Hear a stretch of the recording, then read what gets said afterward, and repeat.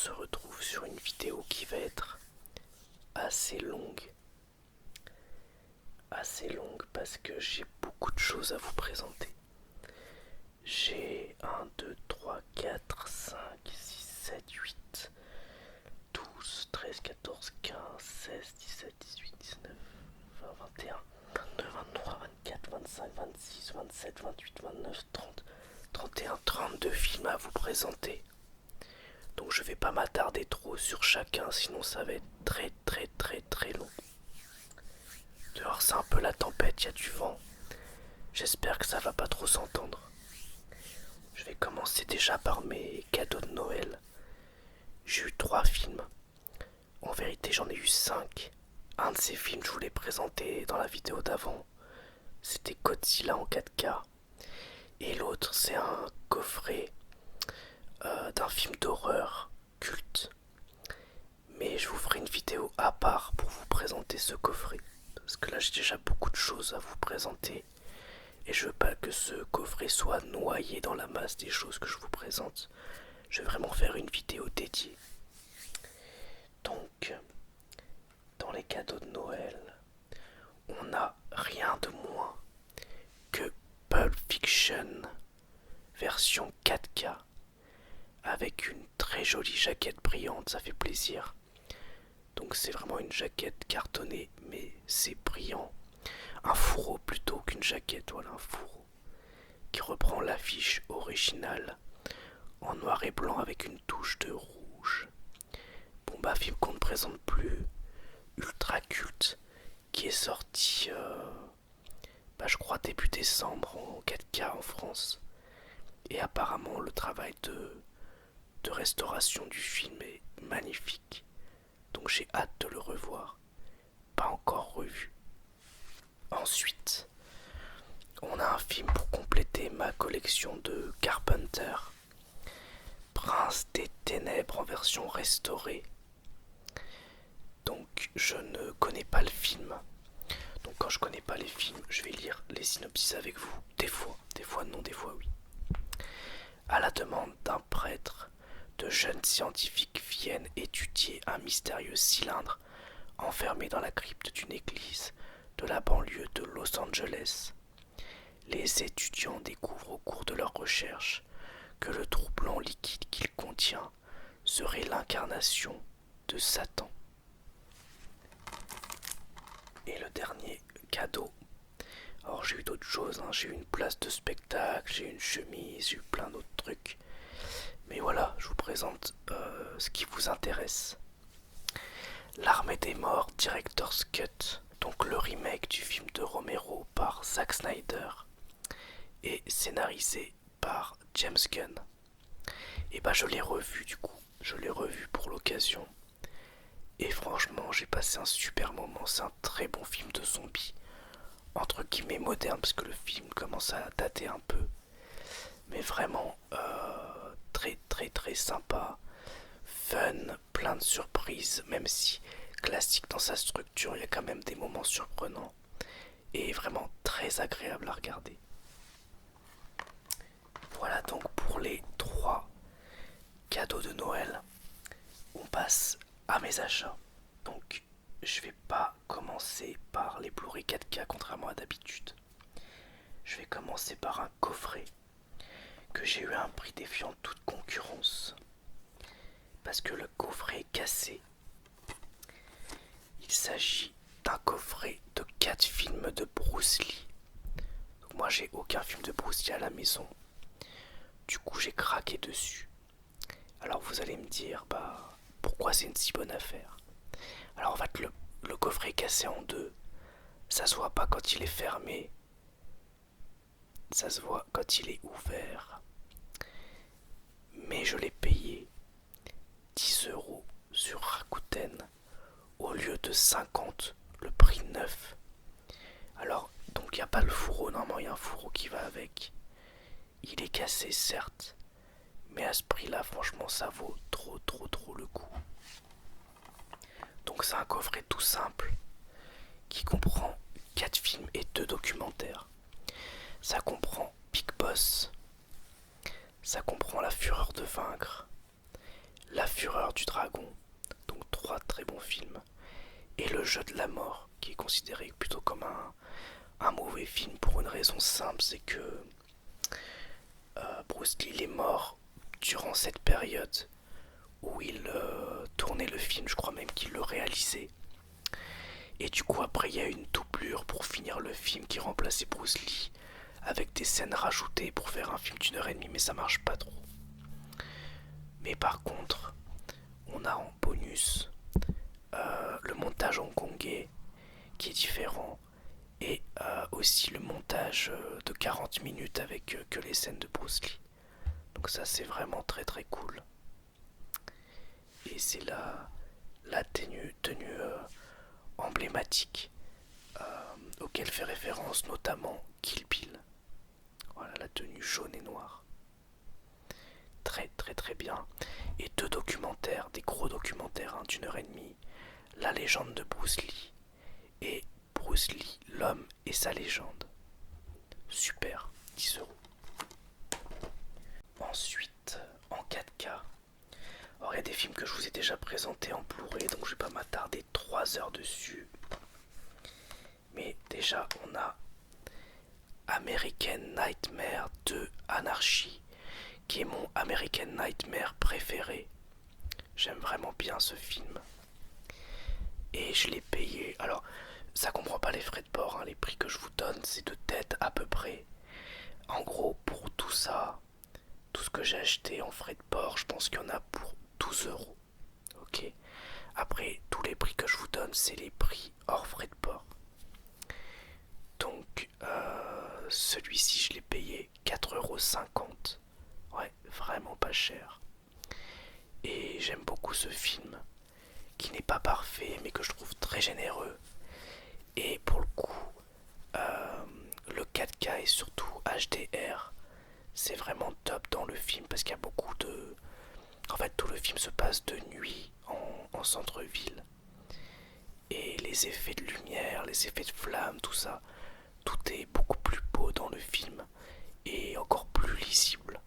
Franchement, j'ai passé un super moment à le revoir. Donc pour ceux qui connaissent pas le principe de American Nightmare alias The Purge en anglais, c'est tout simplement une nuit aux États-Unis où tous les crimes sont autorisés, il n'y a plus d'hôpitaux, il y a plus de police, il n'y a plus personne et les gens ont droit de ce qui s'appelle purger pour soi-disant évacuer leur violence, etc. Et du coup il y a un sous-texte un peu social dedans et tout, qui est plutôt pas mal, même si souvent un peu sous-traité. C'est une série de films personnellement que j'aime bien, même si imparfaite. Et en tout cas le 2 c'est mon préféré. Ensuite, un film que j'ai payé 7 euros. Dracula Untold, version 4K. Donc je crois que je l'avais vu, mais je ne m'en souviens plus trop. Il me semble que ça présente les origines de Dracula. Il voulait lancer une saga des monstres, genre Frankenstein, Dracula, l'homme invisible, la momie, tout ça. Mais en fait, comme ce film n'a pas marché, bah, finalement ils l'ont pas fait. En 1462, la Transylvanie est une terre de paix sous le règne du prince Vlad III et son épouse bien-aimée Mirena. Cependant, une guerre turque et un pacte avec un abject démon s'apprêtent à changer la vie de Vlad pour toujours. Alors, quand je dis lancer une saga, c'était un univers partagé, je crois. Ça devait être la base d'un univers partagé. Et finalement, bah ça s'est pas fait. Univers partagé un peu à la Marvel, quoi, mais avec des personnages du Monster Univers de Universal, si on veut, quoi. Bref, je sais pas si c'est vrai cette histoire ou pas. J'ai entendu ça dans une critique du film. Donc, à vérifier. Ensuite, pour 4 4,50€. The Passenger avec Liam Neeson par le réalisateur de Non-Stop. Je crois qu'avec Liam Neeson, il a aussi fait Sans Identité et un autre film, il me semble. Non-Stop, je l'ai pas encore vu, mais je l'ai en Blu-ray Steelbook. Et du coup, ce film-là, je l'ai payé 4,50€. Et ça a l'air d'être un thriller dans la même veine que justement ce Non-Stop. Sauf que celui-ci se passe dans un train et l'autre se passe dans un avion. D'ailleurs, j'avais dit que Non-Stop se passait dans un train alors qu'il se passe dans un avion parce que j'avais confondu avec Passenger. Bref, je vais vous lire le synopsis.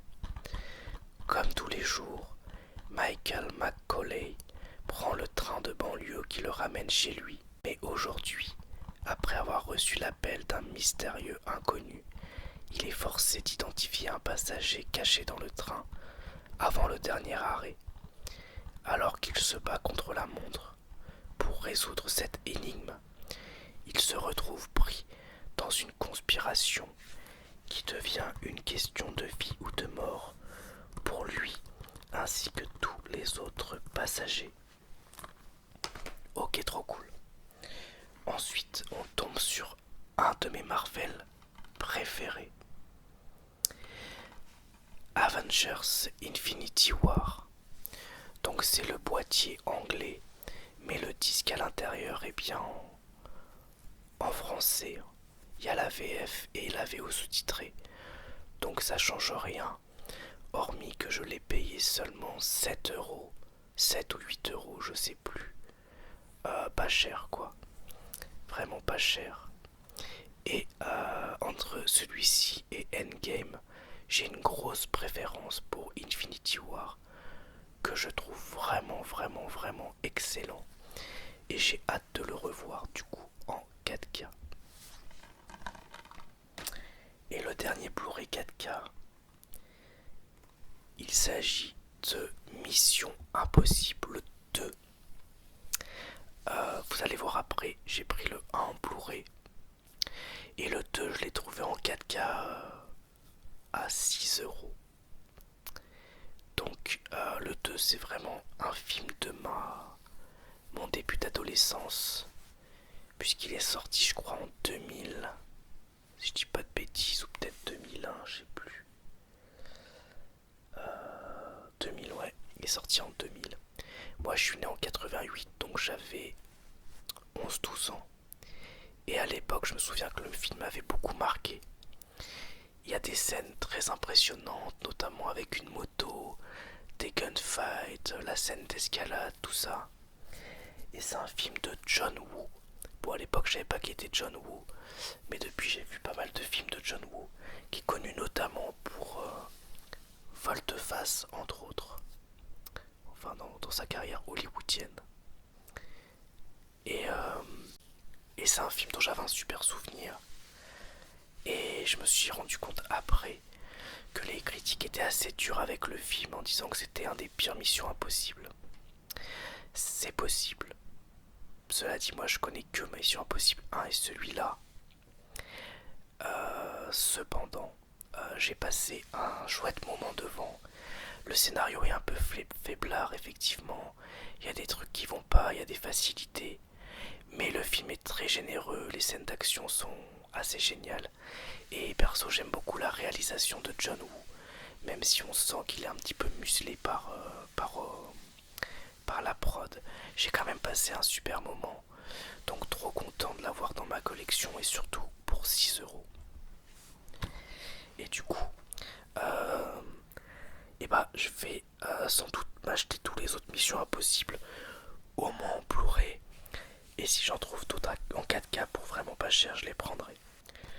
On continue avec une saga que j'ai présentée récemment. Je vous ai présenté le 2 et le 3.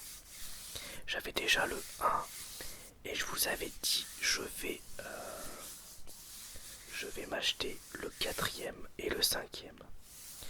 Le 4e, c'est une version Steelbook que je trouve très jolie. Underworld 4 ou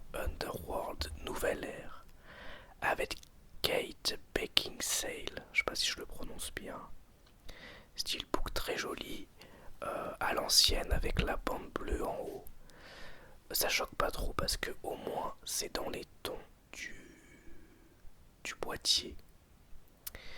Et en fait, on est à la suite de Underworld 2. Parce que le 3 c'est un préquel avec les licans, tout ça. Donc là on est à la suite d'Underworld 2. Il y a un gros laps de temps qui se sépare parce qu'elle est congelée, tout ça. Bref. Michael aussi, là, le mi-vampire, mi-loup-garou. Et puis, en se réveillant, elle se rend compte que le monde a changé, que les loups-garous et les vampires sont traqués par les humains. Et il se passe plein de trucs. Alors, c'est pas le meilleur de la saga, mais c'est pas le moins bon non plus. Perso, j'ai passé un. Je le classerai après le 1 et le 3. Mais je l'ai préféré au 2. Même si pourtant il y a plein de gens qui préfèrent le 2 aux autres, mais je crois que c'est celui que j'ai le moins aimé. Et celui-là, il y a un peu trop d'effets spéciaux numériques malheureusement. Là, il y en avait moins dans ceux d'avant, il me semble. Mais il y a quand même un truc avec un loup-garou génétiquement modifié, genre loup-garou géant type Hulk, qui est assez sympa, même s'il est fait en numérique. Il y a des scènes assez cool. Et la mort du gros loup-garou géant, elle est vraiment cool aussi. Je peux pas vous dire comment, mais franchement, c'était rigolo. Donc j'ai passé plutôt un bon moment. C'est un bon film d'action, je dirais, agréable.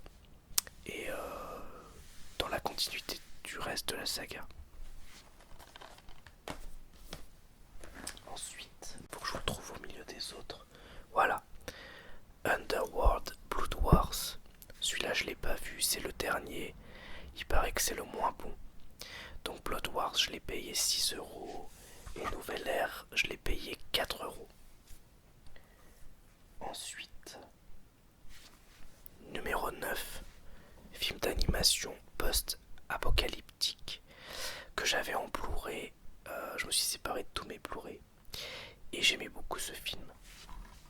Du coup, je l'ai repris en Blu-ray pour, je crois que je l'ai payé 1,50 €.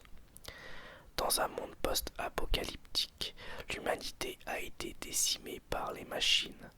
Pour les affronter, seuls restent 9 petites créatures fragiles et sans défense. Numéro 9, le dernier né de cette famille, détient en lui la clé de survie. Avec 140 minutes de supplément. Super film d'animation, franchement, si vous ne l'avez pas vu, foncez. Ensuite, Les Chemins de la Liberté. Pareil, payé 1,50 €. Avec notamment Jim Sturgis, Ed Harris, Saoirse Ronan et Colin Farrell. Pas vu, mais il était bien noté, donc je l'ai pris. En 1940, des prisonniers s'évadent d'un camp de travail sibérien. Pour ces hommes venus de tous les horizons, s'échapper de cet enfer ne sera que le début de l'aventure.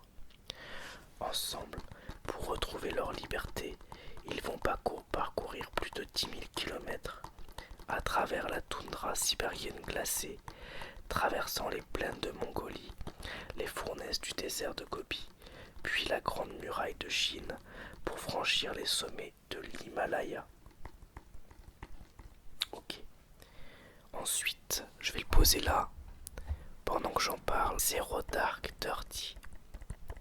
Zero Dark Thirty par la réalisatrice notamment de Démineur que j'ai et que j'aime beaucoup. Alors j'ai plus le nom de la réal, donc on va regarder derrière si c'est écrit. J'arrive pas à voir. Ça va être Catherine Bigelow, je crois. Ouais, Catherine Bigelow.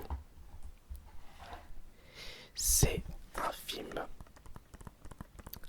un film sur la traque de Ben Laden par les États-Unis, qui mettait en avant notamment les méthodes de recherche, aussi la torture. Il y avait plein de choses intéressantes dedans. Je l'avais vu au ciné à sa sortie. J'avais bien aimé. Mais je me souviens qu'à l'époque j'avais trouvé ça bien mais long. Et depuis j'ai revu plein de critiques qui disent que ce film est top. Donc du coup je me le suis offert pour le revisionner, me refaire un avis dessus. Zero Dark Thirty. Donc celui-là, 3 € en magasin cash. Vous voyez, c'est écrit ici, 2,99 €.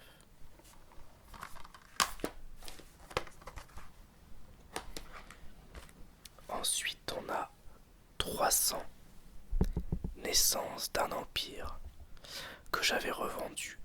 Je sais plus pourquoi. Peut-être parce que je l'avais trouvé nul. Et en fait, bah là, je l'ai retrouvé à 2 € en magasin cash. Et je l'ai repris. Parce qu'en fait, je me rends compte que je suis assez complétiste. Et j'aime bien avoir les sagas complètes.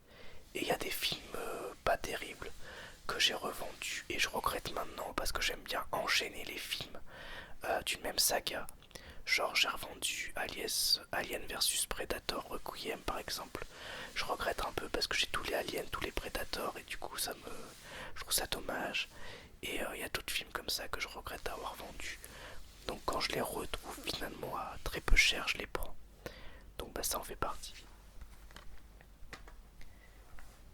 Jack Reacher avec Tom Cruise.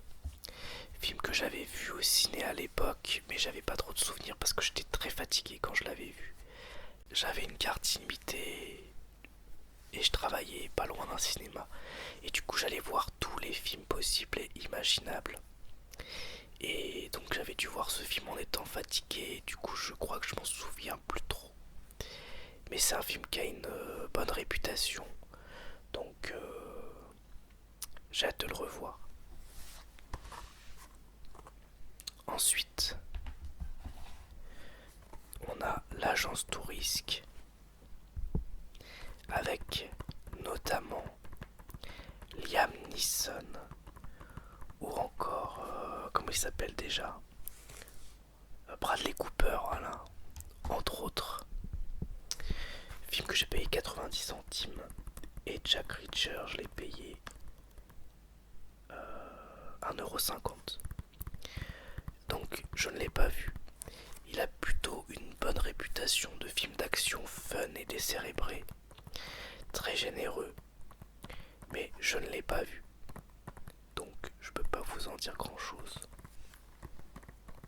Ensuite je profite de faire du tapping du coup, Fast and Furious 7 que j'ai payé 1 €. Donc moi j'avais déjà Fast 1 à 6, donc 7ème épisode.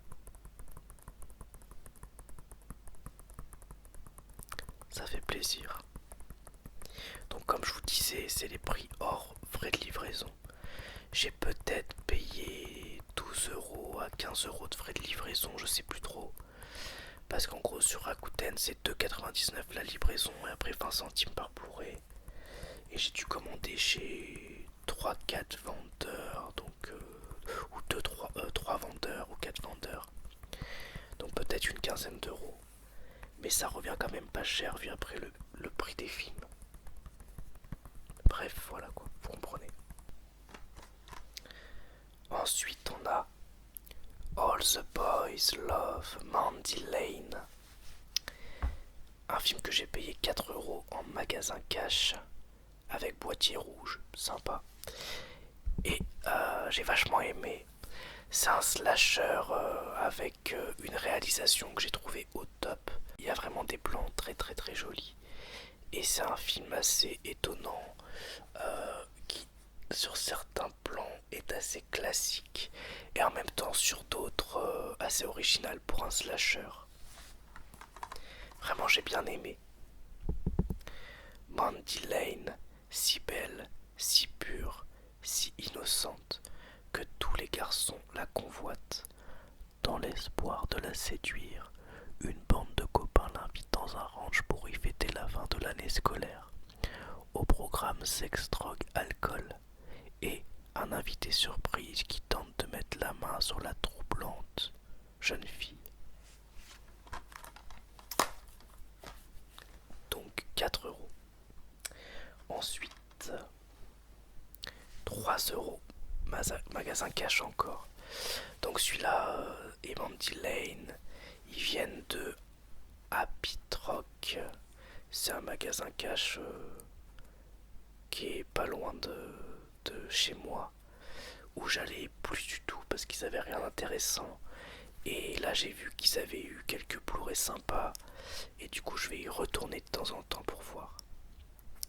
Donc The Insider, The Stool Pigeon, c'est écrit en dessous. Un, un film un peu genre Les Infiltrés. Et c'est un film hongkongais, je crois. Si je dis pas de bêtises. Il me semble que c'est un film hongkongais. Dans sa lutte contre les gangs, la police fait parfois appel à d'anciens criminels. Ni flics ni gangsters, ils ne vivent que pour leur mission. Pour acheter sa liberté, Ghost, l'un d'entre eux, accepte de prendre tous les risques. Palpitant, fascinant, The Insider nous plonge au cœur d'un monde sans foi ni loi, blablabla. Bla. Cool. Allez, on continue. 3 € dans le même magasin cash. Je l'ai pris parce qu'il était très très bien noté sur Sens Critique, et apparemment c'est un film assez culte. The Endless Summer. Donc c'est un genre de documentaire où en fait il y a des jeunes surfeurs qui sont filmés dans un trip sur plusieurs pays. On les voit faire du surf et il y a un narrateur qui commente. Et apparemment ça a changé vraiment la face des documentaires, le style documentaire, parce que avant c'était très formel et là c'est très personnel et parfois c'est assez drôle et voilà. Par contre, petit bémol, il semblerait que il y ait des passages un peu racistes, notamment sur l'Afrique, des mots qui sont dits qui sont très très limites. Après, le film est sorti en 1900. Attendez, je vérifie. J'arrive pas à trouver la date. C'est pas écrit. C'est écrit plus de 50 ans d'existence, le film. 1964, ouais. Donc le film date de 1964. Mais voilà.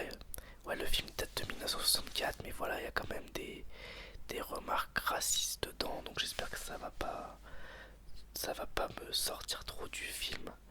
Je voulais le voir dans tous les cas, et il paraît qu'il y a des passages qui sont sublimes, donc voilà.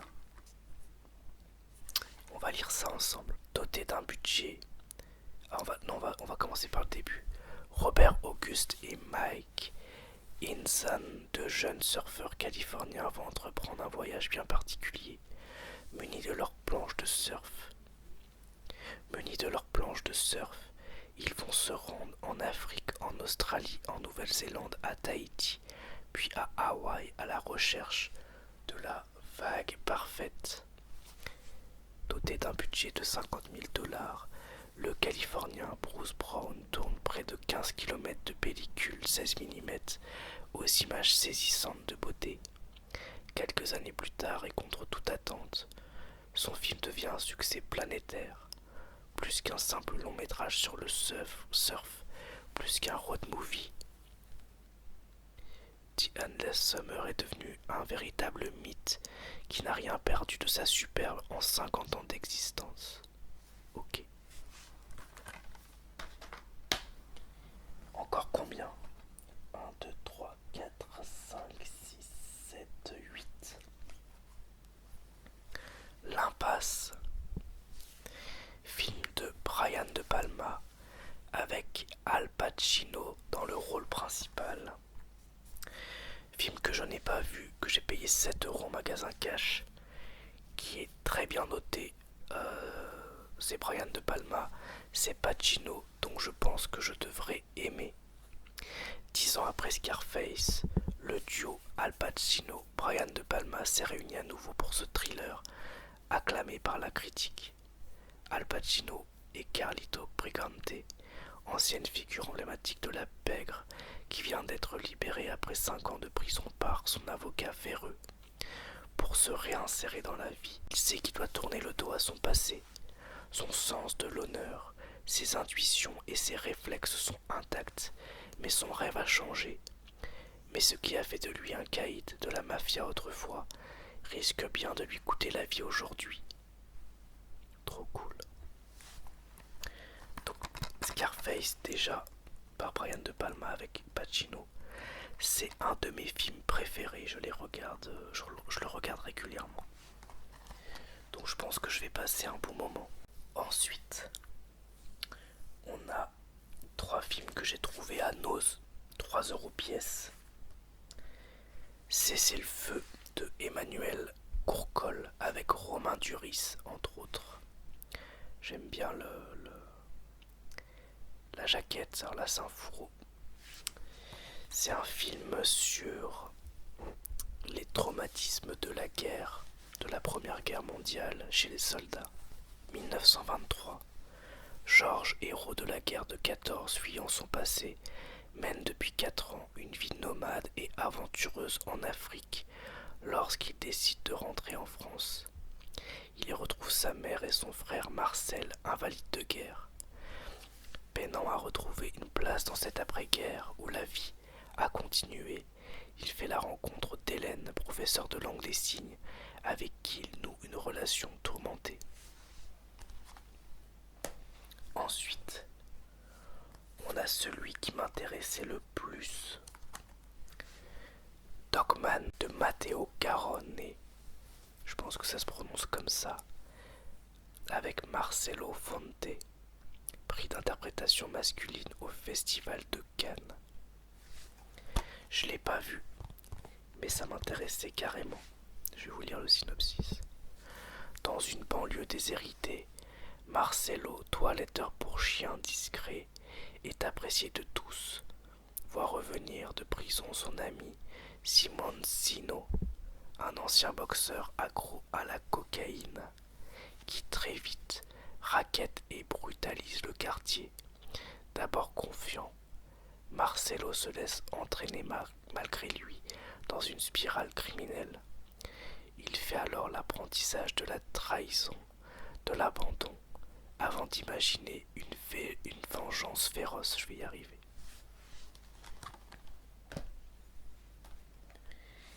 Et le dernier à 3€. C'est l'édition un peu spéciale. Je pense que c'est Barwana. Une enfance en Afghanistan de Nora Twomey.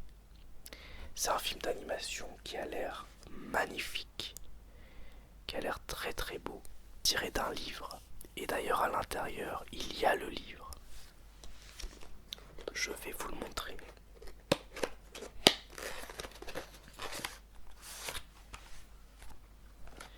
Voilà. Donc là j'ai enlevé le livre qui est là, qui est pas très long.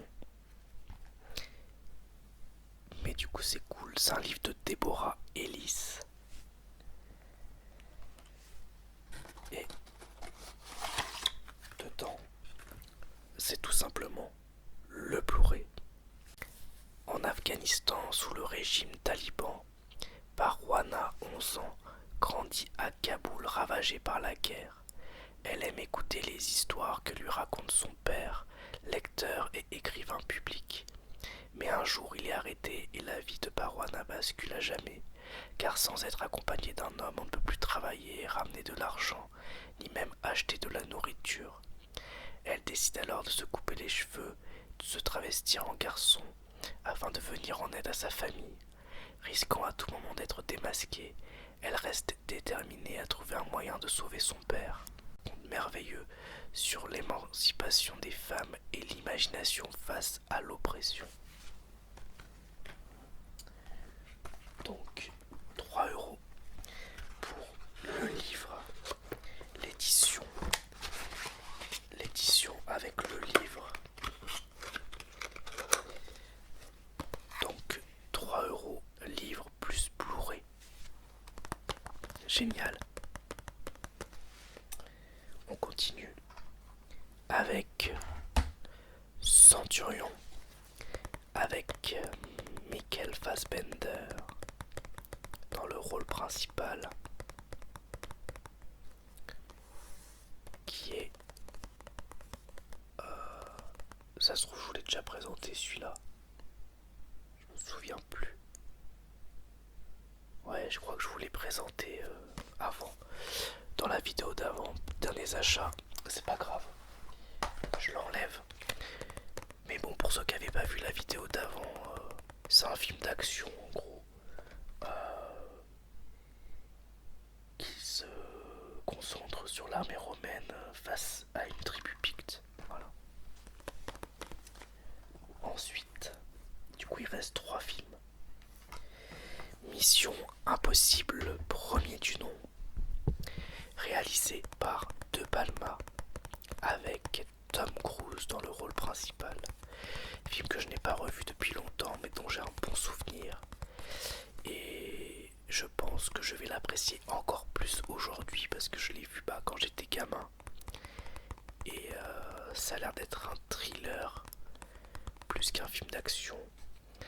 Et donc je pense que je vais passer un super moment.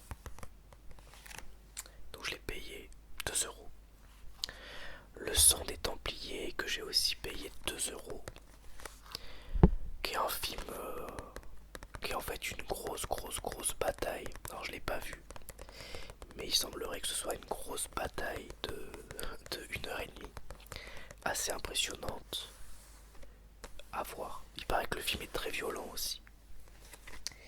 Et le dernier, Hellboy 2, Les Légions d'Or maudites, film de Guillermo del Toro. C'est un film entre guillemets de super-héros. Je sais pas si on peut dire, en tout cas c'est tiré d'un personnage de comics. Et Del Toro y met pas mal de sa personnalité. Et il paraît que le film est très bon. Moi je ne connais que le 1, que j'avais bien aimé, mais que je possède pas d'ailleurs. Et celui-là je l'ai trouvé pour 2€. Non, même pas, 1€. 1€.